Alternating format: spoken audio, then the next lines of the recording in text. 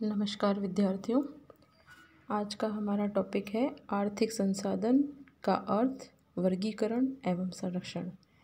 आर्थिक संसाधन मुख्य रूप से अंग्रेजी के वर्ड रिसोर्स से बना है, जिसमें री का अर्थ होता है पुनः और सोर्स का अर्थ होता है साधन, अर्थात जिसका हम पुनः निर्माण कर सकते हैं ऐसा संसाधन। अब है इसका अर्थ। पर्यावरण में उपलब्ध हर वह वस्तु जिसका मनुष्य अपनी आवश्यकता की पूर्ति के लिए उपयोग करता है उसे हम संसाधन कहते हैं। जिम्मरमैन ने संसाधन के लिए लिखा है कि संसाधन का अर्थ किसी उद्देश्य की प्राप्ति करना है। यह उद्देश्य व्यक्ति की आवश्यकताओं तथा सामाजिक लक्ष्यों की प्राप्ति करता है। सन 1953 में जिम्मरमैन ने अपनी पुस्तक वर्ल्ड रिसोर्सेज एंड इंडस्ट्रीज़ में संसाधन भूगोल को एक शाखा के रूप में माना है, जिसमें मानव स्वयं एक संसाधन होने के साथ साथ संसाधनों का जनक है। उसने यह भी कहा कि संसाधन होते नहीं हैं बल्कि बनाए जाते हैं। इसी तरह एक और विद्वान हुए मैकनॉल, जिन्होंने ये कहा कि वे पदार्थ जो प्रकृति से प्राप्त हो वह मानव के लिए उपयोगी हो उन्हें संसाधन कहते हैं। जेम्स फिशर के अनुसार वे पदार्थ जो मानवीय आवश्यकताओं की पूर्ति करते हों उन्हें हम संसाधन कहते हैं।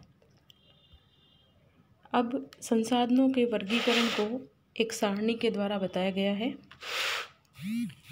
जिसके अंतर्गत संसाधन मुख्य रूप से 4 प्रकार के होते हैं।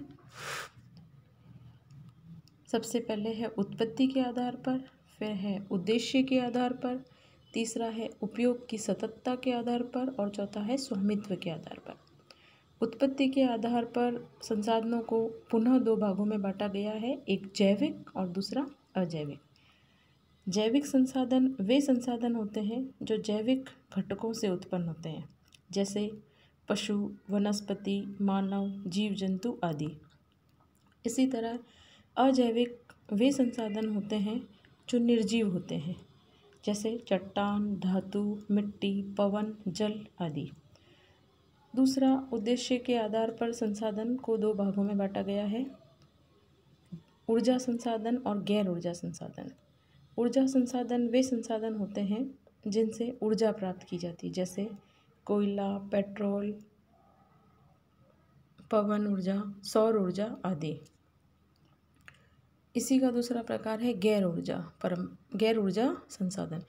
ये वे संसाधन हैं जो कच्चे माल के रूप में या निर्माण उद्योग में उपयोग में आते हों, जैसे लोहा, सोना, चांदी आदि। ऊर्जा संसाधन को ही हम पुनः 2 भागों में बांटते हैं, परंपरागत और गैर परंपरागत।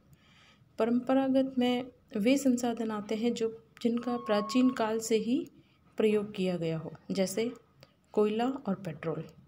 और गैर परंपरागत में वे संसाधन आते हैं जो अभी अभी नए रूप में आए हों, जैसे सौर ऊर्जा, पवन ऊर्जा आदि। तीसरा प्रकार है उपयोग की सततता के आधार पर। इसे भी 2 भागों में बांटा गया है, एक नव्यकरणीय या असमाप्य, एक अनव्यकरणीय या समाप्य। नव्यकरणीय वे संसाधन होते हैं जिनका एक बार उपयोग के बाद पुनः उपयोग करना असंभव होता है, जैसे मानव, पशु, वन इत्यादि। इसी तरह अनव्यकरणीय या समाप्य वे संसाधन होते हैं जो एक बार उपयोग के बाद पुनः उपयोग में न आए, जैसे कोयला आपने उपयोग में ले लिया तो बहुत सालों बाद पुनः कोयला तैयार होने में काफ़ी वक्त लगेगा। इसी तरह पेट्रोल जो एक बार आपने उपयोग में ले लिया तो उसे दोबारा आप कई वर्षों बाद ही उत्पन्न कर पाएंगे। इसी तरह चौथा है स्वामित्व के आधार पर। स्वामित्व के आधार पर संसाधन 3 प्रकार के होते हैं। पहला, व्यक्तिगत, अर्थात वे संसाधन जिन पर किसी व्यक्ति या संस्था विशेष का अधिकार हो वे व्यक्तिगत संसाधन कहलाते हैं, जैसे जमीन, मकान इत्यादि।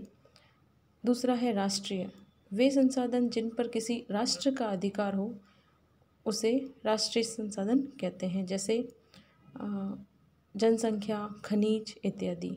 इसी तरह तीसरा है अंतर्राष्ट्रीय संसाधन, जिसमें वे संसाधन जिन पर संपूर्ण दुनिया का या वर्ल्ड का अधिकार हो उन्हें अंतर्राष्ट्रीय संसाधन कहते हैं। इसके अंतर्गत समस्त जैविक और अजैविक संसाधन आते हैं।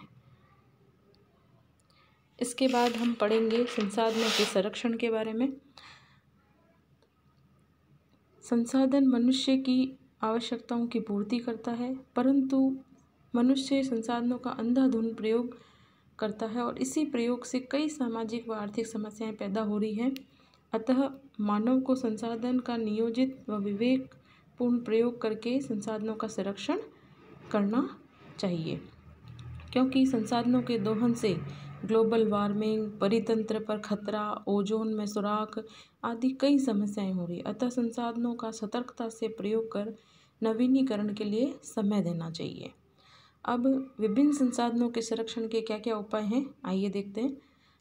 जल संसाधन संरक्षण के उपाय में सबसे पहला है जल का पुनर्वितरण करना चाहिए, भूमिगत जल का अधिक से अधिक प्रयोग करना चाहिए, भूतापीय जल का प्रयोग करना चाहिए, जल को प्रदूषण से बचाना चाहिए और लोगों में जल के प्रति जन चेतना फैलानी चाहिए। इसी तरह खनिज संसाधन के संरक्षण के लिए पर्यावरण का संरक्षण करना चाहिए, तकनीकी विधि से संरक्षण करना चाहिए। किसी भी खनिज का अभाव होने पर उस खनिज का सावधानी से उपयोग होना चाहिए, खनिजों का शोध होना चाहिए, भंडार खोजे जाने चाहिए और उस खनिज के विकल्प खनिज भी खोजे जाने चाहिए, साथ ही जन चेतना भी फैलानी चाहिए। इसी तरह वन संसाधन के लिए नियंत्रित और वैज्ञानिक विधि से वनों की कटाई करनी चाहिए, वनों का अग्नि से बचाव करना चाहिए और हानिकारक कीटों से बचाव करना चाहिए और वृक्षारोपण करना चाहिए। इसी तरह भूमि संसाधन का संरक्षण करने के लिए वनारोपण करने चाहिए, रासायनिक खाद का भी नियमित उपयोग करने से बचना चाहिए, अतिचारण करने से बचना चाहिए और इसी तरह मृदा संरक्षण के लिए वनारोपण करना चाहिए। तो निष्कर्ष रूप में हम कह सकते हैं कि संसाधनों का प्रयोग मनुष्य करता है, अतः मनुष्य को ही विवेकपूर्ण रूप से इसका उपयोग करना चाहिए। यही संसाधनों का संरक्षण है। धन्यवाद विद्यार्थियों।